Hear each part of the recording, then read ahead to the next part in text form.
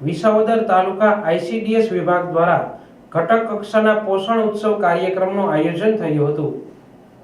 વિસાવદરના ધારી બાયપાસે આવેલ સ્વામિનારાયણ ગુરુકુળમાં વિસાવદર આઈસીડીએસ વિભાગ દ્વારા તાલુકા પોષણ ઉત્સવ યોજવામાં આવ્યો હતો।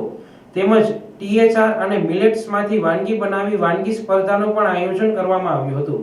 વધારેલા આમંત્રિત મહેમાનો દ્વારા દીપ પ્રાગટ્ય કરી કાર્યક્રમને ખુલ્લો મૂકવામાં આવ્યો હતો।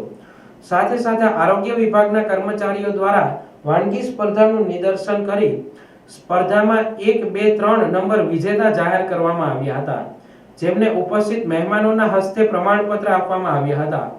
આ કાર્યક્રમમાં આંગણવાડી વર્કર્સ, હેલ્પર્સ બહેનો તેમજ આંગણવાડીના લાભાર્થીઓ, અધિકારીઓ અને પદાધિકારીઓ તેમજ અગ્રણીઓ ઉપસ્થિત રહ્યા હતા। આ પ્રસંગે ઉપસ્થિત મહેમાનોએ મિલેટ્સ અને ટીએચઆર ની મહત્તા જણાવતા પોતાના મંતવ્યો જણાવ્યું હતું કે આ પ્રોટીનયુક્ત આહાર છે જે આપણા જીવન માટે ખૂબ જ ઉપયોગી છે, તેનો ભરપૂર ઉપયોગ કરવો જોઈએ। આ પ્રસંગે આંગણવાડીના નાના ભૂલકાઓ દ્વારા પણ અભિનય, ગીત અને વક્તવ્ય રજૂ કરવામાં આવ્યું હતું। તેઓને પણ ઇનામ આપી પ્રોત્સાહિત કરવામાં આવ્યા હતા।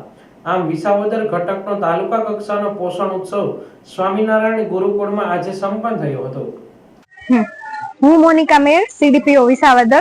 આજ રોજ વિસાવદર ઘટકમાં પોષણ ઉત્સવ 2025 નું આયોજન કરવામાં આવેલ હતું, જેમાં બહોળી સંખ્યામાં લાભાર્થીઓ, વર્કર બહેનો, હેલ્પર બહેનો, સાથે સાથે અધિકારીઓ અને પદાધિકારીઓ પણ હાજર રહેલા હતા।